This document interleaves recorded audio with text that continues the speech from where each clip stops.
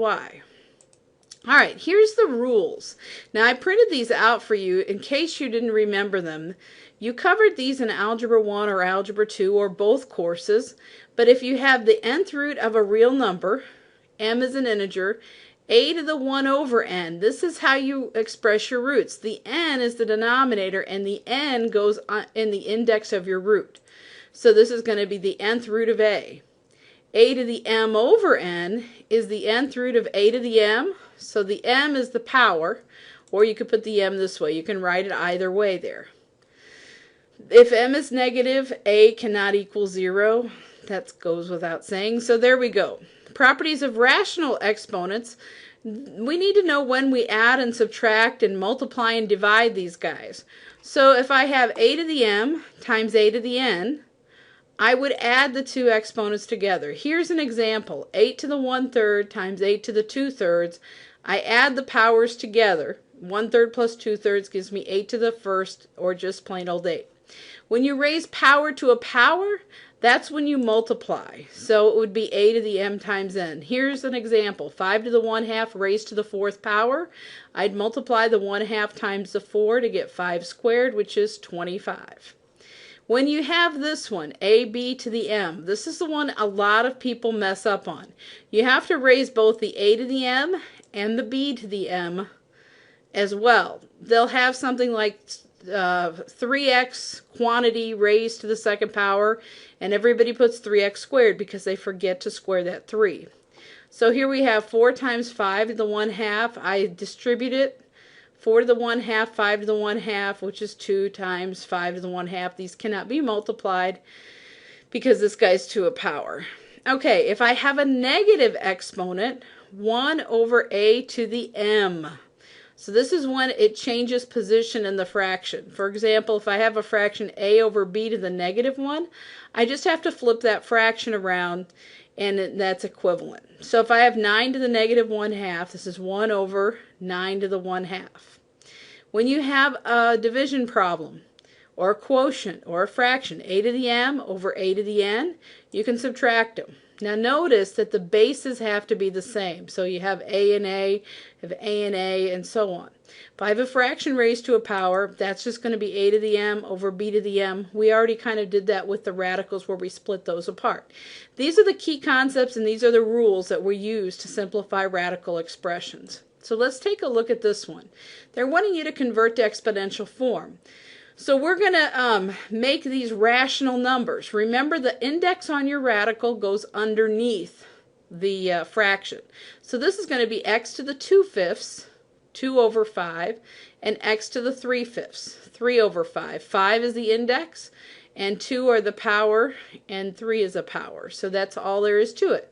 When I have one like this, it's a mixed bag. So I'm going to take them separately. I'm going to say I've got x to the 1/4, and y to the 3/4, and that gets multiplied by x times y. Now I can't leave it like this. I need to simplify it. So I've got an x times x to the 1/4. That means we're going to add those exponents. 1 plus 1 over 4, that's going to give me 5 over 4. 1 converts to 4 over 4, plus 1 over 4, 5 over 4, and we leave it like that. Same thing for the y. Y times y to the 3/4, we'd have 1 plus 3/4, which is going to give us y to the 7/4.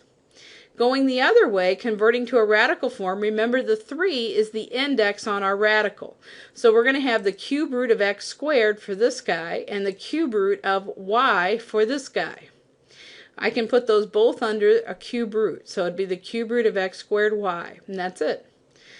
Negative 3/4, we've got two things going on. We've got a negative and we've got a fraction. So we're going to go ahead and take this as 1 over x to the 3/4 power, and we're going to take that to be 1 over the 4th root of xy quantity cubed. Now we don't like leaving this in the denominator, so we're going to have to rationalize it, and the way we're going to do that is make this a perfect 4th power. So I'm going to multiply by the 4th root of xy, because then I'd have xy to the 4th power, and those will cancel out.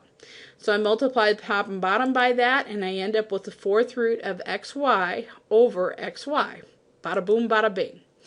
Writing using a single radical. Now this rule was not on your sheet, but it's a good one to know. It's a shortcut. I can do a fraction and so on. But the rule here is if you're taking the mth root of the nth root of something, you multiply the two indices. So I'm going to take m times n. So in this case, this is a square root and a cube root, and I'm going to multiply those. 2 times 3, and that's going to be 6th root of 3x to the squared. That's it. On this one, I've got the square root of a and the cube root of a squared. I cannot do anything with those. It's not a radical under a radical.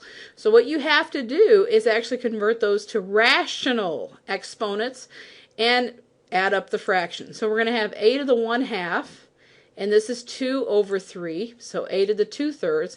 Then we need to add those two fractions. So we'd have a to the 1/2 plus 2/3, get a common denominator of 6, and we'd end up with a to the 3/6 plus a to the 4/6, which gives us a to the 7/6, and then we're going to put it back as a radical, which is the 6th root of a to the 7th.